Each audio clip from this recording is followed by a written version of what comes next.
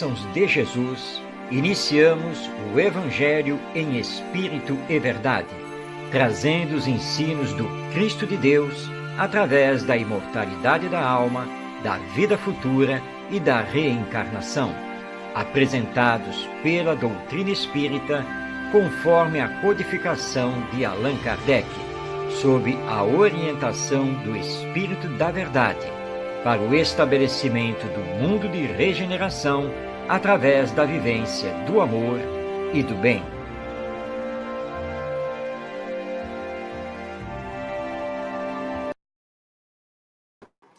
Olá, seja bem-vindo, seja bem-vinda. Iniciamos mais um programa, o Evangelho em Espírito e Verdade, nesta quinta-feira, 5 da tarde, transmitindo direto da cidade do Rio de Janeiro, através da web rádio Cristo Consolador.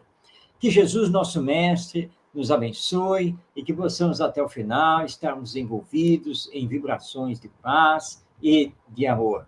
Nosso programa é dinâmico, ele é dividido em 4 blocos. No primeiro, estudamos o Evangelho segundo o Espiritismo. No segundo, o livro O Espírito do Cristianismo. No terceiro, as cartas de Paulo de Tarso. E no quarto bloco, nós temos a presença da palavra de José Herculano Pires sobre uma passagem do Novo Testamento. Você pode participar, basta enviar a sua mensagem, fazer uma pergunta, nós teremos o maior prazer de fazer essa interação. Vamos, então, dar início ao primeiro bloco do programa. Nós estamos estudando o Evangelho segundo o Espiritismo. E aí está já na tela para que você acompanhe. Hoje nós vamos iniciar o capítulo 13, Fazer o Bem Sem Ostentação. E vamos estudar os itens 1 a 3, com um texto de Allan Kardec sobre o tema que a mão esquerda não saiba o que faz a direita. Para introduzir o estudo, Allan Kardec cita o Evangelho segundo Mateus, no seu capítulo 6, versículos 1 a 4. Então, antes de colocarmos o primeiro slide com o comentário de Allan Kardec, vamos conhecer essa passagem que está do Evangelho de Mateus. Então, ele, transcrevendo as palavras do nosso Mestre Jesus, nos diz: guardai-vos, não façais as vossas boas obras diante dos homens, com o fim de serdes vistos por eles. De outra sorte, não tereis a recompensa da mão de vosso Pai, que está nos céus. Quando, pois, dás a esmola, não faças tocar a trombeta diante de ti, como praticam os hipócritas nas sinagogas e nas ruas, para serem honrados dos homens. Em verdade vos digo que eles já receberam a sua recompensa. Mas, quando dás a esmola, não saiba a tua mão esquerda o que faz a tua mão direita, para que a tua esmola fique escondida, e teu Pai, que vê o que fazes em segredo, te pagará. Então, essa é a passagem que está no Evangelho segundo Mateus, no seu capítulo 6, versículos 1 a 4. E Allan Kardec, então, vai fazer o comentário desse ensino de Jesus. Vamos, então, ao próximo slide, com a primeira parte do comentário de Allan Kardec. Ele nos diz: fazer o bem sem ostentação tem grande mérito. Esconder a mão que dá é ainda mais meritório. É o sinal incontestável de uma grande superioridade moral. Porque, para ver as coisas de mais alto que o vulgo, é necessário fazer abstração da vida presente e identificar-se com a vida futura. É necessário, numa palavra, colocar-se acima da humanidade para renunciar à satisfação do testemunho dos homens e esperar a aprovação de Deus. Aquele que preza mais a aprovação dos homens que a de Deus, prova que tem mais fé nos homens que em Deus, e que a vida presente é para ele mais do que a vida futura, ou até mesmo que não crê na vida futura. Se ele diz o contrário, age, entretanto, como se não acreditasse no que diz. Muito bem, esse é o início do comentário de Allan Kardec sobre a lição do nosso mestre Jesus de que quando vamos fazer a caridade, nós devemos dar sem ostentação. Não precisamos aparecer. Ninguém precisa ficar sabendo. Não precisamos procurar o aplauso humano, mas sim a consciência reta do dever cumprido junto a Deus. Essa é a lição do nosso Mestre Jesus. O que nos leva, obviamente, também ao desapego, porque trata-se de realizar a caridade. E Allan Kardec está nos lembrando, no seu texto, que ou nós acreditamos em Deus, ou não acreditamos. Ou acreditamos na vida futura, ou não acreditamos. Ou acreditamos na caridade, ou não acreditamos. Ou procuramos a nossa melhora moral, ou fingimos que a estamos procurando. Mas todo o fingimento fere a lei divina e teremos que responder por isso. Então, não podemos agir de forma hipócrita. E se vamos auxiliar alguém, não importa quem seja, e também não importa que tipo de auxílio vamos dar, façamos em segredo. Ou seja, simplesmente auxiliemos. E não há necessidade alguma de que outras pessoas fiquem sabendo. A caridade não faz barulho, estardalhaço. A caridade não se lança nas mídias de comunicação, nas redes sociais. A caridade não procura o aplauso terreno. A caridade, ela é realizada em nome do amor. Então, nós não precisamos ficar mostrando que somos nós que estamos ajudando, que somos nós que fizemos a doação, que nós é que... Não, nada disso. Simplesmente trabalhemos pelo bem, ajudando, auxiliando, cooperando, doando, enfim, dentro dos nossos recursos, das nossas possibilidades, mas com toda boa vontade, com toda fé, com todo amor. Ninguém vai ficar sabendo? Oh, mas isso não é problema. Os bons espíritos sabem. Deus sabe. E isso é que é o mais importante, porque ficamos registrando o que fazemos a benefício do próximo, esperando receber aplausos, tapinhas nas costas, parabéns. Essa não é a verdadeira caridade. Por isso Jesus coloca, se você está procurando isso, você já recebeu o que tinha que receber.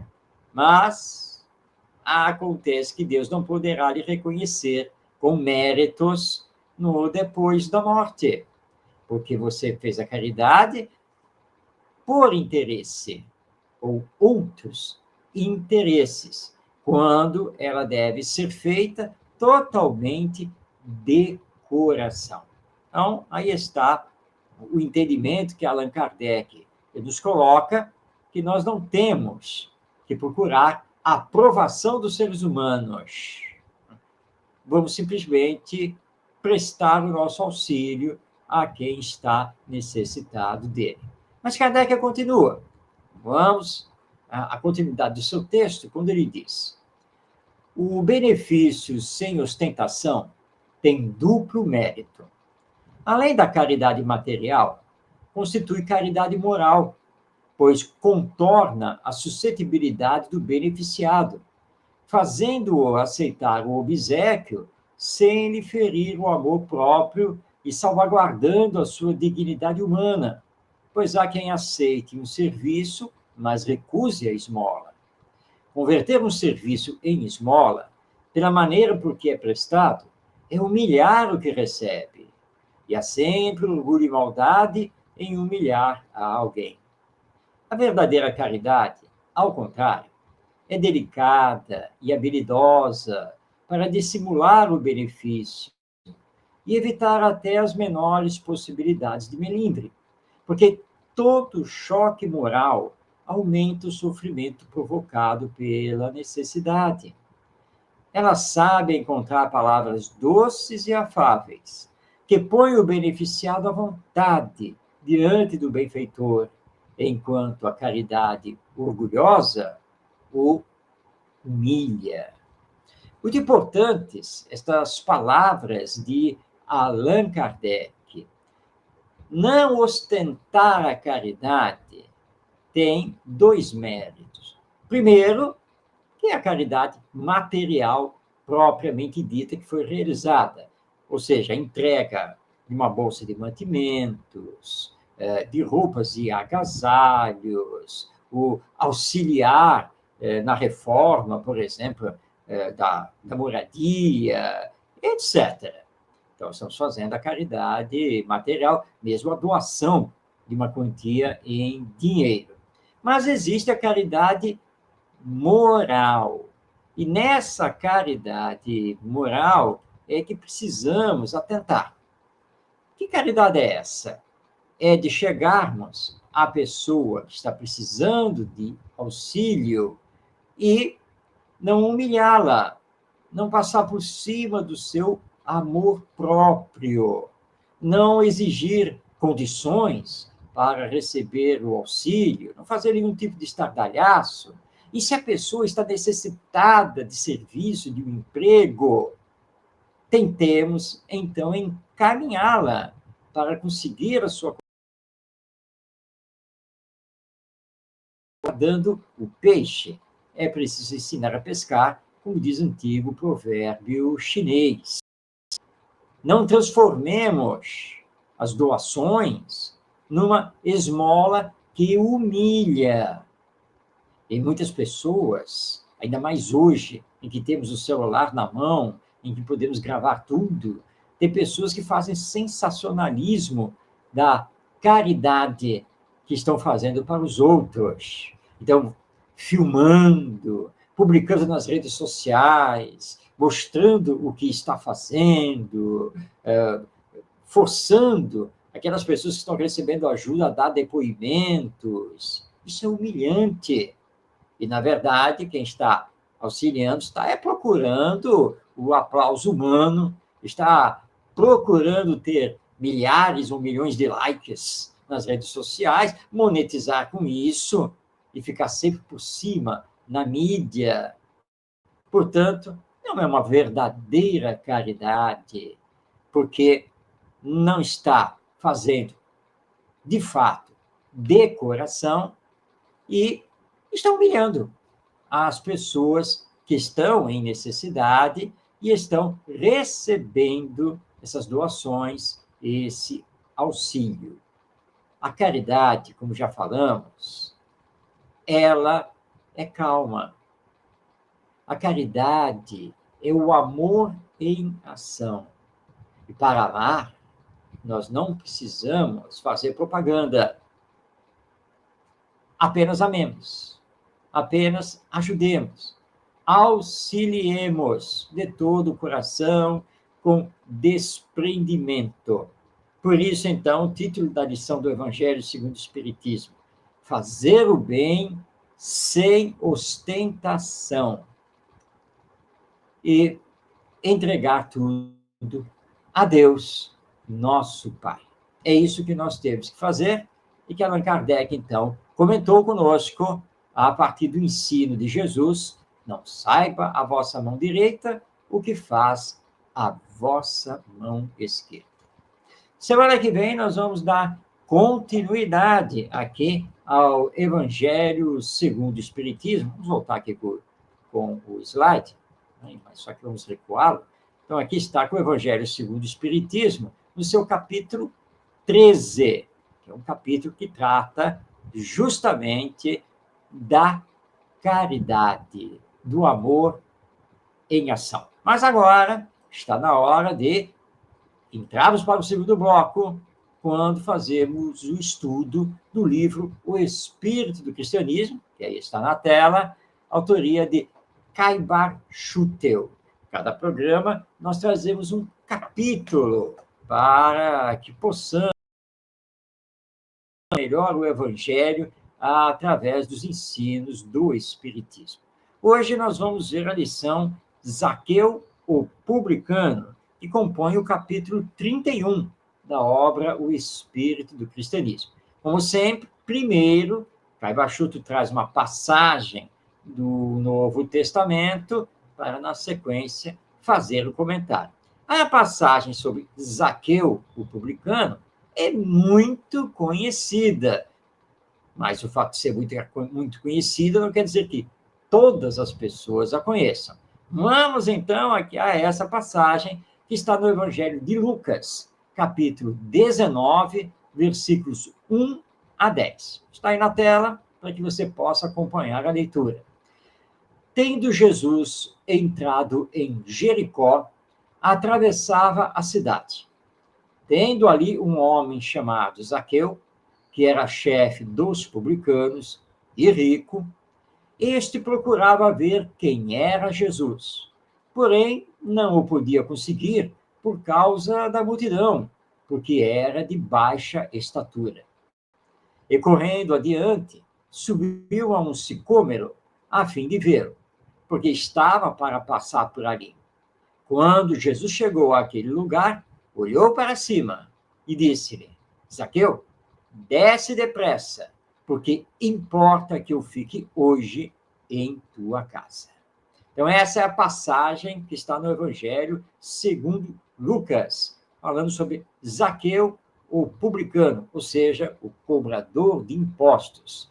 Na sequência, Jesus vai adentrar a casa de Zaqueu e vai dizer que, naquele momento, havia entrado a salvação naquela casa, e Zaqueu se entrega ao Evangelho e promete, então, pagar em quádruplo tudo que ele havia retirado dos outros e também distribuir metade da sua fortuna aos pobres. Caibar Schutel, então, faz o comentário.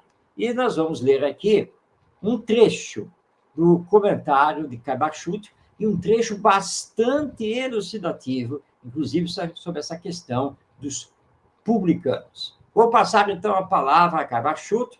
Estou aqui com o livro em mãos, O Espírito do Cristianismo. Nos diz, então, Caibar Schutel: é um astro que brilha no Evangelho. É um dos espíritos de contato mais suave que afaga nossa alma quando recordamos essas figuras preeminentes da legenda sagrada. Basta lembrar que foi na casa deste destemido chefe dos publicanos que Jesus encontrou fino acolhimento e tão espontânea recepção espiritual que, passados quase 2000 anos, ainda nos comove numa alegria santa, idêntica, talvez, àquela que Jesus sentiu, levando-o a pronunciar a nova felicitante, que se nos depara no trecho de Lucas. Hoje entrou a salvação nesta casa. Os publicanos eram os arrematantes dos impostos públicos, designados pelos antigos romanos. Eram cavalheiros romanos, que formavam companhias poderosas destinadas a arrematar, por certa quantia, a cobrança dos impostos nas províncias, pelo prazo de 5 anos. Cada companhia tinha um nome especial, conforme a qualidade do imposto.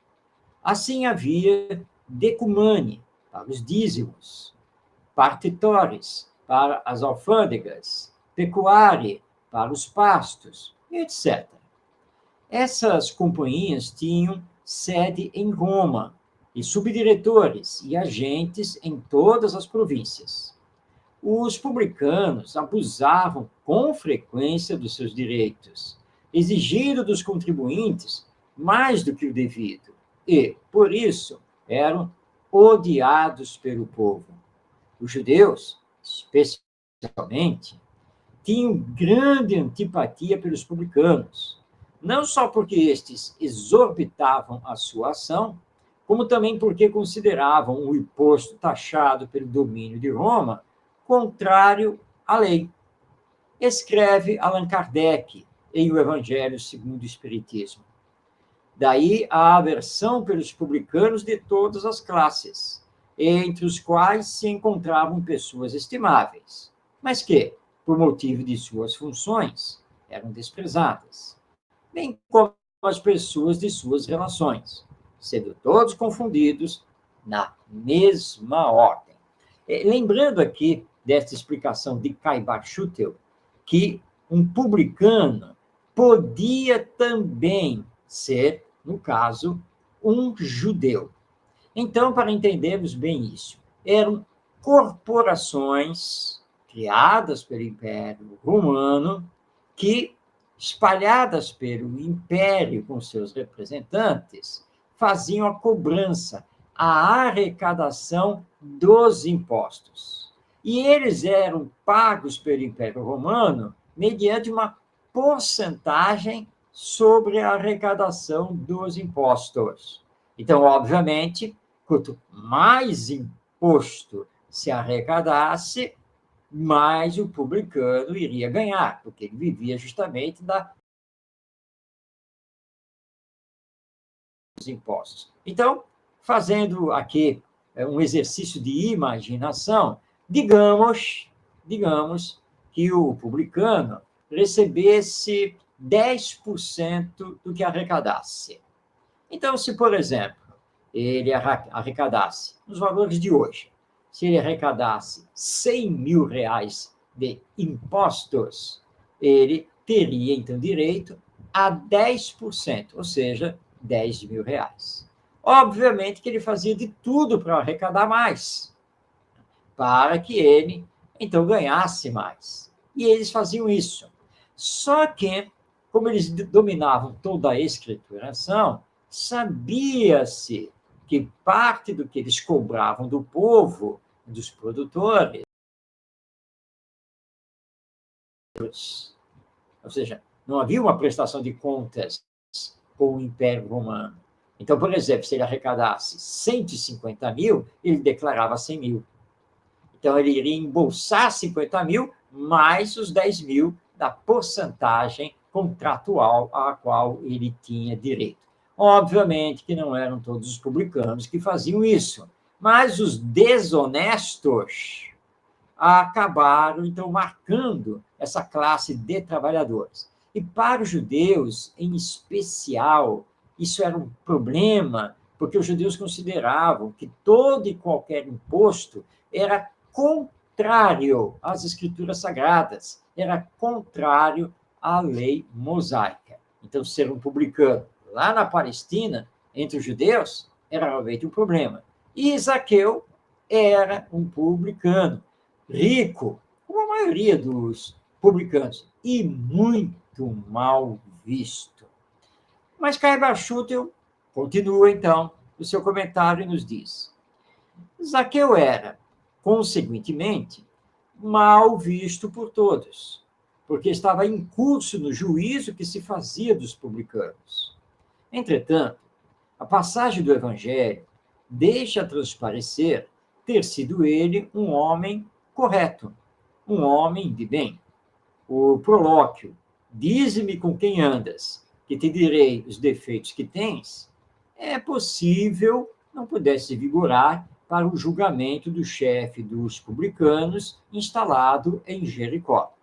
E se ele não tinha lisura de caráter até o seu encontro com Jesus, a transformação momentânea por que passou foi tão real que atingiu a transfiguração. Maravilhamo-nos com a transfiguração de Jesus no Tabor, tendo ao seu lado Moisés e Elias, como representantes da lei e dos profetas, a testemunhar a individualidade do Nazareno como cumpridor e executor da lei e sancionador dos profetas. e nos alegramos com a transfiguração de Zaqueu em Jericó, tendo a seu turno como executor de tal cometimento Jesus e como testemunhas os apóstolos. Bem, este é o trecho do comentário de Kai Barschutl que selecionamos para trazer ao nosso programa. E realmente Kai Barschutl tem razão. Essa transformação, essa transfiguração de Zaqueu, o publicano, é maravilhosa. Ele era mal visto por todo mundo. Ele era chefe dos publicanos, tendo a sua sede na cidade de Jericó. Tinha enriquecido, trabalhando como cobrador de impostos para o Império Romano. Mas ele já tinha ouvido falar de Jesus e tinha ficado maravilhado com tudo o que lhe contaram sobre o mestre dos mestres. E aí ele ficou sabendo que Jesus estava nas cercanias e que estava adentrando a cidade de Jericó. E ele queria ver Jesus, estar com Jesus. Mas era grande a multidão. Ele era de estatura baixa e ele não conseguia chegar junto a Jesus. Mas sabendo mais ou menos o trajeto que o mestre faria, né, ele procurou uma árvore, um sicômoro, e subiu nela, para poder ficar no alto e pelo menos ver Jesus passar.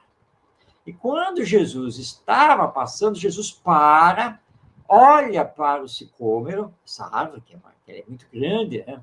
Vê Zaqueu e diz a ele: Zaqueu, desce, porque hoje preciso me hospedar em sua casa. Isso, com certeza, deve ter escandalizado os discípulos e todas as demais pessoas que estavam próximas e naquele entorno com Jesus. Como assim? Jesus, o profeta, o Messias, vai se hospedar na casa do chefe dos publicanos? Não é possível uma coisa dessas. Mas foi o que Jesus fez. E Zaqueu correu, se apressou, e quando viu Jesus chegar, ele se prostra de joelhos diante de Jesus e faz a promessa: Senhor, a partir de hoje, pobres, metade do que tenho, e vou pagar em quádruplo a toda pessoa a quem eu tiver prejudicado. E Jesus, então, o abençoa e diz: hoje a salvação entrou nesta casa. É simplesmente uma imagem belíssima, maravilhosa, daquela pessoa que vivia só no mundo e para o mundo, que se entrega ao Evangelho na mesma hora em que vê e fala com Jesus. E totalmente desprendido dos bens materiais, ele faz a promessa de começar a trabalhar pelos mais pobres, distribuir as suas rendas. Olha que coisa maravilhosa! E aí podemos fazer a pergunta que Kai Barschutl faz aqui no seu texto. E nós? Até onde iríamos no lugar de Zaqueu? Teríamos todo esse desprendimento? Conseguiríamos realmente largar o homem velho para ser o homem novo, transformado moralmente? Porque o convite de Jesus não é só para Zaqueu, é para todos nós. Então, isso nós acabamos de estudar aqui no livro O Espírito do Cristianismo, de Kai Barschutl, e nós vamos ainda continuar semana que vem, tem muitos capítulos ainda pela frente. Mas agora está na hora de abrirmos o terceiro bloco do nosso programa, que é dedicado às cartas de Paulo de Tarso. Neste momento, nós estamos estudando a carta que Paulo escreveu aos romanos. Não ao Império Romano, não, aos romanos. propriamente ditas, mas a comunidade, a eclesia cristã da cidade de Roma. E para estudarmos, então, essa carta, como também as demais, nós estamos trazendo ao programa o benfeitor espiritual Emmanuel, porque ele, através da mediunidade do nosso querido Chico Xavier, escreveu centenas de textos comentando os ensinos de Paulo de Tarso. Hoje, nós vamos ver o versículo 4 do capítulo 15 da carta de Paulo de Tarso aos Romanos. O versículo já está aí na tela, para que você possa acompanhar. Ora, tudo que se escreveu no passado é para nosso ensinamento que foi escrito, a fim de que, pela perseverança e pela consolação que nos proporcionam as Escrituras, tenhamos a esperança. Belas palavras de Paulo de Tarso. O nosso Emmanuel nos traz o comentário no seu livro Vinha de Luz. O comentário está publicado nessa obra, ou melhor dizendo, Vinha de Luz não, o livro é isso mesmo, é o livro Vinha de Luz, no seu capítulo 75. Lembrando que o livro Vinha de Luz é uma publicação da Federação Espírita Brasileira. Emmanuel deu por título ao seu comentário Esperança, a palavra que Paulo de Tarso utilizou aí no final. As Escrituras nos proporcionam a consolação e a esperança. Vamos, então, fazer a leitura deste texto de Emmanuel. Prestemos atenção. A esperança é a luz do cristão. Nem todos conseguem, por enquanto, o voo sublime da fé, mas a força da esperança é tesouro comum. Nem todos podem oferecer, quando querem, o pão do corpo e a lição espiritual. Mas ninguém na Terra está impedido de espalhar os benefícios da esperança. A dor costuma agitar os que se encontram no vale da sombra e da morte, onde o medo estabelece atritos e onde a aflição percebe o ranger de dentes nas trevas exteriores. Existe a luz interior, que é a esperança. A negação humana declara falências, lavra atestados de impossibilidade, traça inextricáveis labirintos. No entanto, a esperança vem de cima. À maneira do sol que ilumina do alto e alimenta sementeiras novas, desperta propósitos diferentes, cria modificações e descerra visões mais altas. A noite espera o dia, a flor, o fruto, o verme, o porvir. Um homem, ainda mesmo que se mergulhe na descrença ou na dúvida, na lágrima ou na dilaceração, será socorrido por Deus com a indicação do futuro. Jesus, na condição de mestre divino, sabe que os aprendizes nem sempre poderão acertar inteiramente, que os erros são próprios da escola evolutiva e, por isto mesmo, a esperança é um dos cânticos sublimes do seu evangelho de amor. Imensas têm sido, até hoje, as nossas quedas, mas a confiança do Cristo é sempre maior. Não nos percamos em lamentações. Todo momento é instante de ouvir aquele que pronunciou o vinde a mim. Levantemo-nos e prossigamos. convictos de que o Senhor nos ofereceu a luz da esperança, a fim de acendermos em nós mesmos a luz da santificação espiritual. Bem, aqui está, então, o texto do benfeitor espiritual Emmanuel, que ele intitulou Esperança, comentando o versículo 4 do capítulo 15 da carta de Paulo aos Romanos. Está aí na tela, para nós recordarmos. Ora, tudo que se escreveu no passado é para nosso ensinamento que foi escrito, a fim de que, pela perseverança e pela consolação que nos proporcionam as Escrituras, tenhamos a esperança.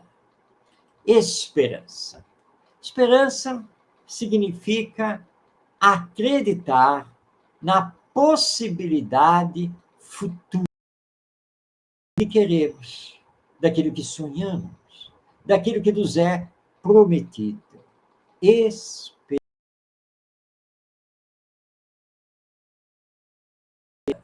é a última que morre, ou seja, é a última virtude que morre.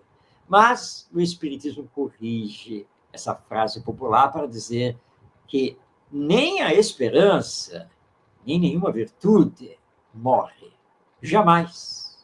Elas são sempre desenvolvidas mais e mais, porque a lei divina é lei de progresso, é lei de evolução, rumo à nossa perfeição.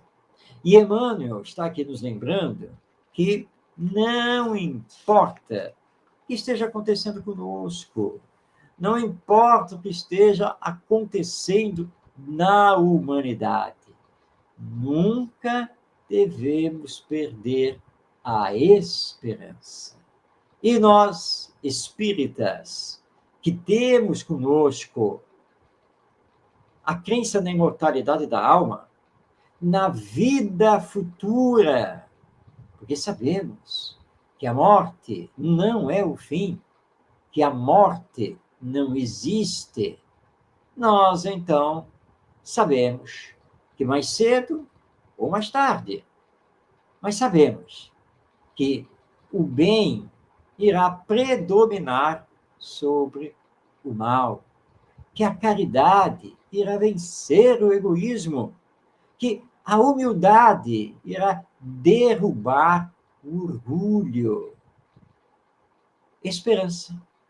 E é por isso que nos movimentamos, é por isso que trabalhamos, é por isso que realizamos, tentando colocar em prática o amai-vos uns aos outros. E Emmanuel nos lembra que Jesus, diante das dores e das aflições que temos na humanidade terrena, ele nos diz: todos vós que estáis cansados e sofridos, e eu vos aliviarei.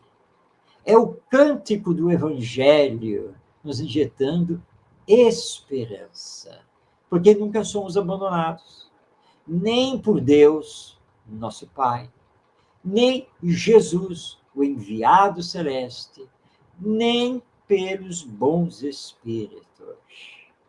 Mas temos, no nosso dia a dia, que lembrar de Deus, de Jesus e dos bons espíritos, para darmos sintonia.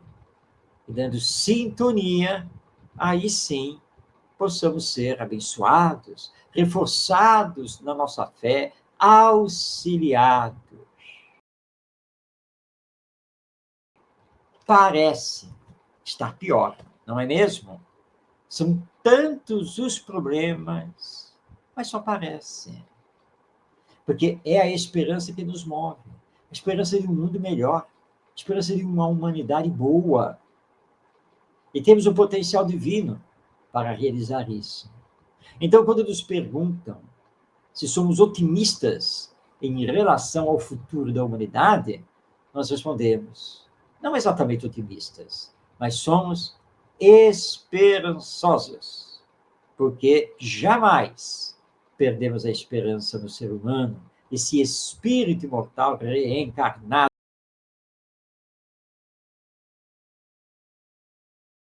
cumprimento da lei divina, e que a semeadura de hoje no meio do amor é que gerará os bons frutos amanhã. Então, mantenha acesa a chama da esperança, hoje e sempre, sabendo que aquilo que não pode ser realizado hoje, que a frutificação que não podemos assistir hoje, acontecerá amanhã, porque a vida continua. A reencarnação é uma realidade. E todos nós iremos sempre colher de acordo com o que semeamos. Esperança sempre. Mas, como nos lembra Paulo de Tarso, no versículo 4 do capítulo 15, esperança, mas aliada com a perseverança, com o trabalho, com o estudo e o conhecimento do Evangelho, à luz da doutrina espírita. E aí sim, nós poderemos, já em pensamento, vislumbrar esses dias melhores do porvir. Deixo aqui o convite para que na próxima quinta-feira possamos estar juntos para darmos continuidade ao estudo da Carta aos Romanos, escrita por Paulo de Tarso e comentada pelo benfeitor espiritual Emmanuel. Antes do quarto bloco do nosso programa, vamos à nossa dica literária espírita. E essa dica literária traz de novo o nosso querido Emmanuel através do Chico Xavier, porque está aí na tela o livro Mãos Unidas, publicação da ID Editora, ou seja, do Instituto de Difusão Espírita, que tem a sua sede na cidade de Araras, no estado de São Paulo. Mãos Unidas é uma obra muito bela, com textos profundos do nosso Emmanuel, falando sobre a fraternidade, a solidariedade, a caridade, a cooperação, sempre trazendo para nós as lições do Evangelho, esclarecidas pela imortalidade da alma e pela reencarnação. Então, é a dica que nós trazemos a você, a dica literária, essa obra psicografada pelo médium Chico Xavier, ditada pelo Espírito Emmanuel, Mãos Unidas. Bom, agora sim, depois da dica literária espírita, nós podemos abrir o quarto e último bloco do nosso programa, quando trazemos a palavra de José Tirano Pires, áudio original do programa No Limiar do Amanhã, um programa lá da década de 1970. Herculano Pires sempre encerrava o programa comentando uma passagem do Evangelho. Agora, uma coisa diferente do que fazemos hoje, por exemplo, aqui no nosso programa. No primeiro bloco, nós estamos seguindo a sequência do Evangelho segundo o Espiritismo. Herculano Pires não fazia isso. Na verdade, o locutor ou locutora do programa, né, o apresentador ou apresentadora, pegava o Novo Testamento e simplesmente abria ao acaso, batia os olhos e lia a lição. E Herculano Pires espontaneamente fazia, então, o comentário. Coisa incrível, não é mesmo? Bem, além dos áudios que foram resgatados, nós temos também esses áudios transcritos e publicados no livro que está aí na tela, O Evangelho de Jesus em Espírito e Verdade, publicação da editora Paideia, que você encontra normalmente aí nas livrarias físicas, principalmente online. Bem, vamos então passar a palavra a José Herculano Pires. O Evangelho de Jesus em Espírito e Verdade. Não fazemos sermões, procuramos apenas dar explicações.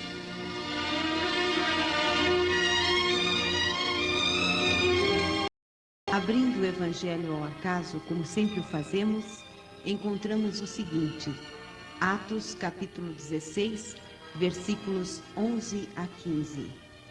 Tendo, pois, navegado de Troade, fomos em direitura a Samotrácia, no dia seguinte a Neápolis, e dali a Filipos, cidade da Macedônia, primeira do distrito e colônia. Nesta cidade ficamos alguns dias. No sábado saímos fora da porta para junto de um rio, onde julgávamos haver um lugar de oração, e sentados, falávamos às mulheres que ali haviam concorrido. Uma mulher chamada Lídia, vendedora de púrpura da cidade de Tiatira, e que temia a Deus, nos escutava.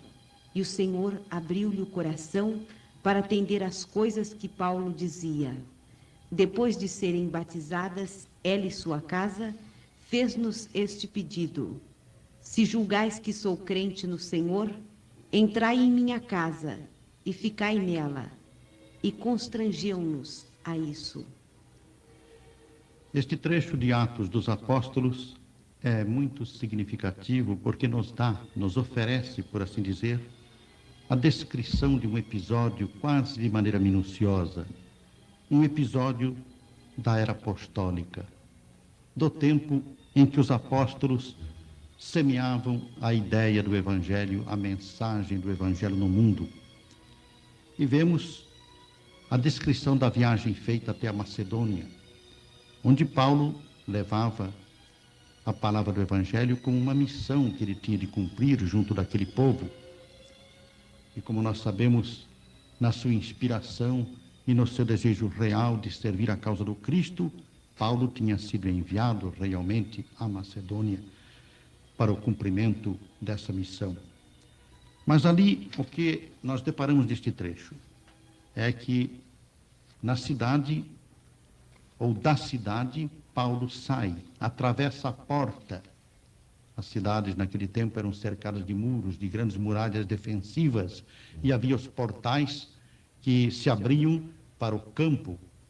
Ora, foi fora da cidade, nos arredores da cidade, mas fora das muralhas, que Paulo se colocou num lugar que era destinado à oração, próximo a um rio, para falar às mulheres que ali se encontravam.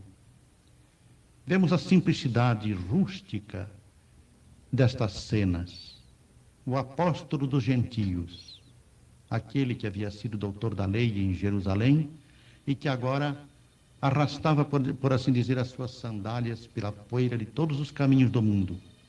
Ele ia levar aquelas mulheres simples da cidade de Filipos, ali, perto de um rio, na beira de um rio, onde naturalmente se entregavam seus afazeres de limpeza, de higiene, de lavagem, e depois se dedicavam à oração, levar a elas a palavra do Evangelho.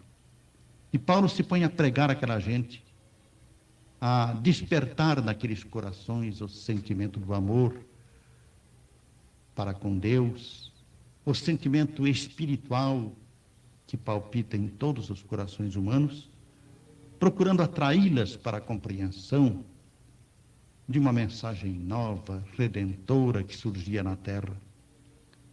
E dentre aquelas mulheres, o livro não menciona quantas, mas nos mostra que havia ali várias mulheres, levanta-se Lídia, que foi, segundo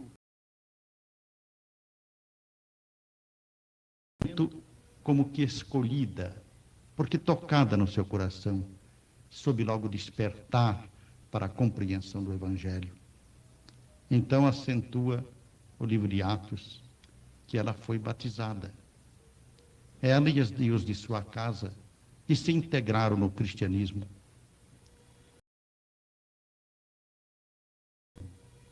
Pergunta-se então se Paulo batizava, se os apóstolos batizavam. O batismo não é, por acaso, uma determinação do próprio Cristo que surge nos evangelhos para ser realizado em todo o mundo? As igrejas cristãs assim entendem. E não vemos nisso nada que possa ser considerado como negativo. Mas no Espiritismo, nós interpretamos o problema do batismo, segundo as próprias palavras do Cristo, quando foi batizado no Jordão, e as palavras principalmente de João Batista, quando disse que atrás dele viria outro, que batizaria não mais em água, mas em espírito. Nós então compreendemos o batismo como espiritual e não material. O batismo da água era um rito praticado desde a mais alta antiguidade e, naturalmente, entre os judeus, na Judéia do tempo de Jesus, se praticava amplamente. Numa das suas epístolas, que ele não foi enviado para batizar, mas sim para evangelizar, e que depois de fazer os primeiros batismos, e este de Lídia foi um deles, ele não voltou mais a batizar, mas apenas a despertar as criaturas pela palavra do Evangelho, pelo Espírito, iniciando-as assim numa nova vida. O batismo é um sinal de iniciação. Paulo iniciava as criaturas através da palavra do Evangelho, despertando-as para um novo sentimento da vida. E Lídia aparece então como uma figura auroral dos primeiros tempos do cristianismo, uma figura que marca na Macedônia o desenvolvimento da evangelização daquele povo.